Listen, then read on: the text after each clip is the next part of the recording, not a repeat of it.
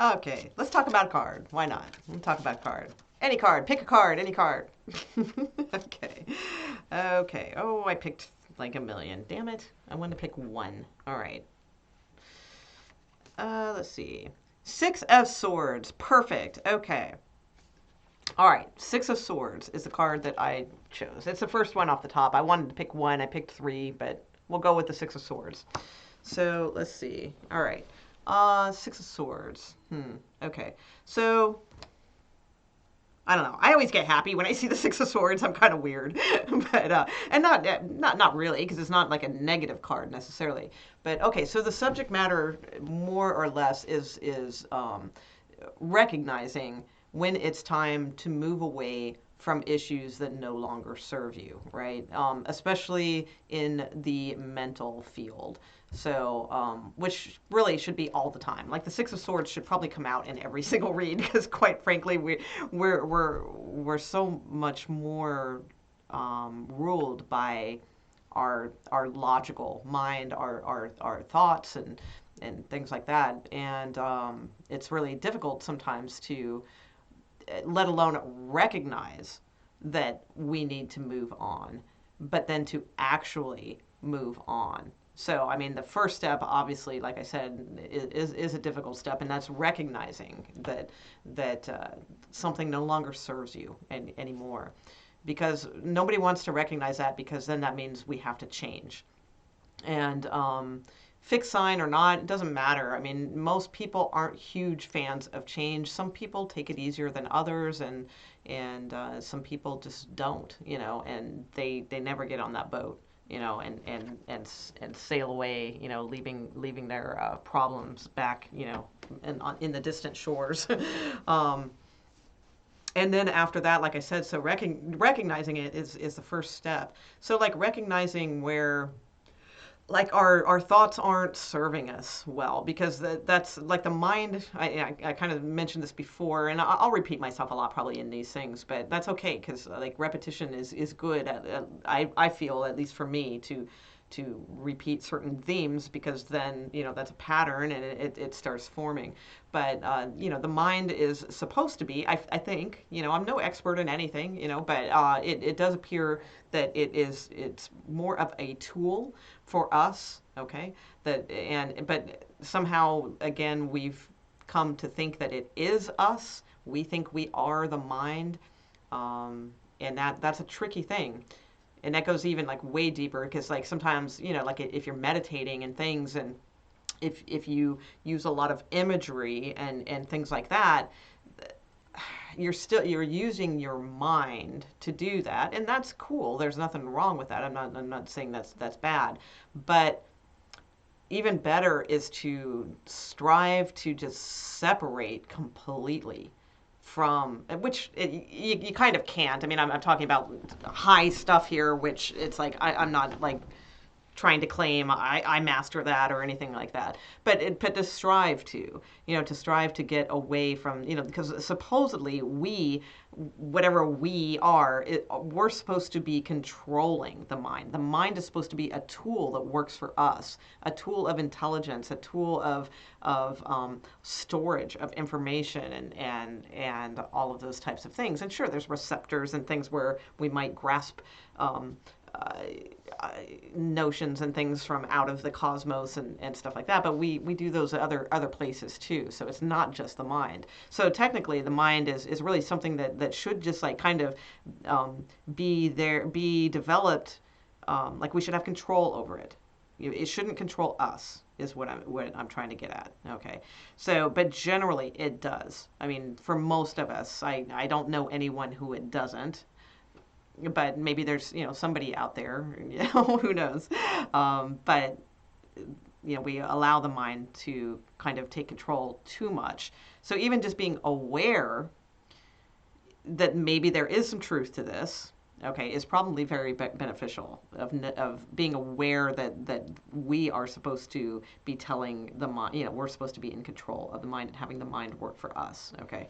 So So in that sense, like I said, so recognizing that there is something that is no longer serving you, albeit, it could be anything. It could be a relationship, it could be an obsession, it could be, something that, like a belief, maybe when you were 30 years old, somebody said something to you that made like a hell of a lot of sense, and it became part of your core belief. Maybe you read it out of a book, maybe you read it out of a book, maybe someone told it to you, whatever, and it's like, wow, and it just really grabbed hold of you, and it became a belief of yours. Sometimes those things need to be re-examined too, because yeah, yes, it might have been very useful for you to hear or read or absorb at that particular time, but does that mean that you have to hold on to that damn belief or that sentence or that statement or that philosophy or what have you for another 10 years or another 20 years or another 30 years? No. And yes, it might hold a ton of wisdom, and you might feel like you don't want to dishonor it by thinking about it and maybe moving on from it, but sometimes like those things are huge. Like I notice that a lot with myself. There's certain things that hit me hard, at certain ages of my life that were just so that I was so grateful for and all those types of things. But now it's like I look at them, and it's not that they were terrible or that they were wrong or any of that thing. It's just that they're not really serving me anymore. Like I can leave that, and I can stretch it, and I can move it around a little bit more. I don't have to be so absolute that this is that truth. So even beliefs, can be a thing. So all that type of stuff, recognizing when something is maybe just cluttering us up, or if something is just causing us not to be flexible, or a person, like I said, sometimes it's a relationship or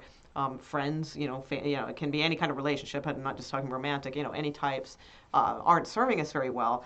Recognizing that is the first step. And then the second step, obviously, is then detaching or moving away from said instance, swords, that we're looking at here in the Six of Swords. So then that's the super hard part, is to move on. And sometimes when we move on, on this boat, we we got to do it sometimes like in the dead of night, and I'm not talking about like relationship, like leaving a relationship in the dead of night. I mean, sometimes people do have to do that. It depends on your situation, but I'm talking metaphorically. Sometimes we just have to like just uh, make our like run for it, or what have you, and leave a lot of things behind. And sometimes that's like real. Sometimes we leave things behind, like actual things. Sometimes we leave people behind, family, friends, things like that, because we know we got to get on that damn boat, at midnight because it's taken off, and we don't have time to take like all of our stuff with us, So and again, this is all metaphorical, but sometimes literal also.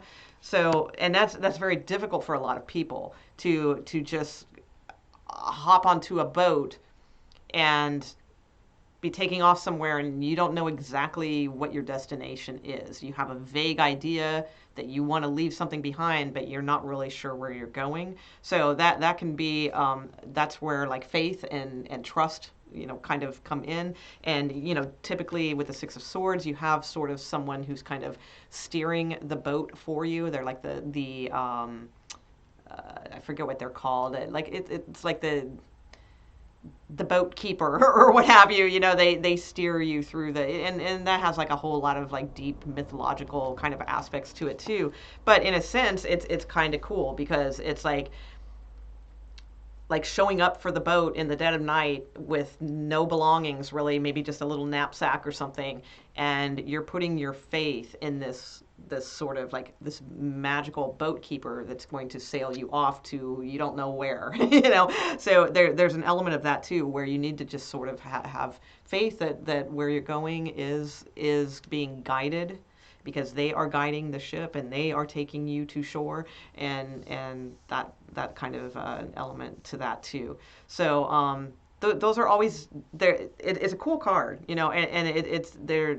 It can be very difficult challenges a lot of times, but mostly the gist of it is to leave mental burdens behind. So things that have been stabbing at your brain and like over and over and over again. If anybody out there's like me, it's like, I mean, at my age, it's like there's still certain ridiculous patterns of thoughts or what have you that will still bombard my brain, my energy, and everything else. And it's so it's sometimes so annoying and so tiring, and it's like, and I fall for it every time. Every time I'll start, that this particular thoughts will come up or something, oh, maybe I should do this. And it's something, it's just like a different take on something I've already thought of 50 million times, but now it'll come to me in a new form. Okay.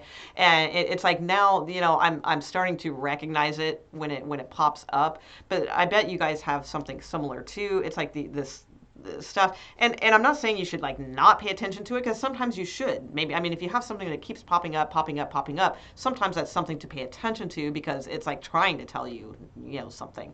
But then there's the ones though and that's where discernment comes in, where you can tell, no, that's just it's time wasting, distraction type thoughts, and let's put an end to those and move on, hop on the boat. I have no problem, skipping off at midnight and hopping on a boat to God knows where. Like I'm good with that. Even though I'm a fixed sign, it's like that kind of stuff. I don't, for some reason, I'm okay with that. I'm not sure why. I mean, it's not like a joy, I'm anything like that. And I'd rather that not be, the case at times. But I'm just saying it's not that difficult for me, because it's like once you kind of can have a faith in something and like feel like a connection in some way, like once you have one of those experiences, usually people have those types of experience because they meditate, and they'll have like, at least, it doesn't have to be meditation, because you can have that experience at any time, like maybe even listening to a song. You ever listen to a song maybe with the headphones on when you were younger, and it's like it just like kind of really truly transported you to like some kind of like weird, like you didn't feel like you were in your body kind of thing, and you just kind of feel like this connectedness. Even those experiences can show us that, yeah, there's a lot more going on than meets the eye, in this world. So it's like once you have that belief, that knowing that there is something more, it makes it a lot easier to like hop on boats and go somewhere else, because you have faith. You have faith that it's like, my thing is, I always figure, like one of my things I used to always say, which I don't know, maybe I shouldn't say that, but is that it's kind of like a, well, what's the worst thing that could happen kind of scenario. It's like I figured, if I left this job, or I moved out of this situation or what have you, it's like, I mean, really, I'm still going to be fed. I'm still going to have shelter. I mean, we live in the United States. Most of us, I don't know, some of you guys are in other places, but I would imagine if you have the internet and you're watching YouTube, you've probably got some, sense of security. So it's like, I mean, really, I mean, it's like, that's the way I look at challenges. I say, well, I'm going to eat, I'm going to have clothes, and I'm going to have shelter. So I'll figure this out. And sometimes those things are hard. Sometimes they do elude us. Sometimes you don't have shelter, and, those types of deals. But still, it's like you're still magically kind of taken care of. Generally, most of us, I'm not saying everyone out there, because it's not true for a lot of different scenarios and different people, but for the most of us, that we can kind of look at that logically. So when it comes to hard things that you got to leave behind, you got to do it, and you got to move on, you got to make a tough choice, all those types of things. Really, you're going to be fine.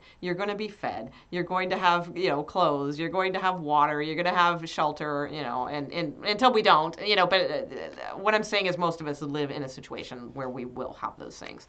So it shouldn't make it that difficult. And then, the idea then is to, bring some sort of balance, into your life by doing this, by making this decision. So that's what I have for the Six of Swords. I mean, it's not really like a tarot analogy or anything. I mean, there's a lot more maybe descriptive type things, but this isn't really like a tarot lesson thing or anything. I just was picking a topic to talk about because, You know, I love to talk.